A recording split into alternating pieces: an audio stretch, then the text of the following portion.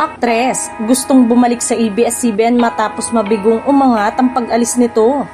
Mukhang hindi lahat ng pag-alis ay nauuwi sa tagumpay.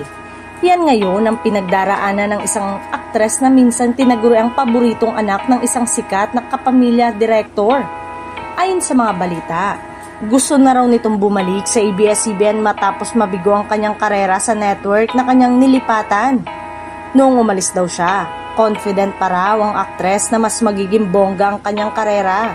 May bagong teleserye, endorsement at pangako ng mga mas malaking exposure.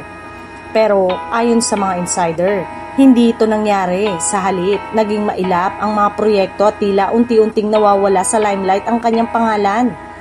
Ngayon nga, nakarating sa ilang kapamilya executive ang balitang gusto raw nitong makipag-ayos at muling bumalik sa network na tumuklas at nagpasikat sa kanya. Namimiss daw niya ang warm at pamilya sa ABS-CBN. Iba pa rin kasi ang alaga ng kapamilya, ayon sa isang malapit sa aktres.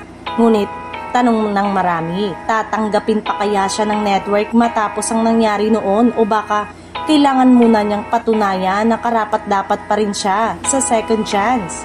Sayang naman daw at isa siya sa mga aktres na minsang naging parte ng isang sikat na teleserye noong pre-pandemic era.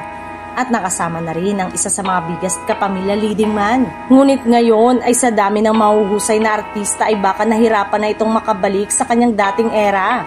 Sa ituloy ng ilan, sayang daw ang chance na ibinigay sa kanya ng network dahil noon ay mabilis niyang makuha ang loob ng mga manunood.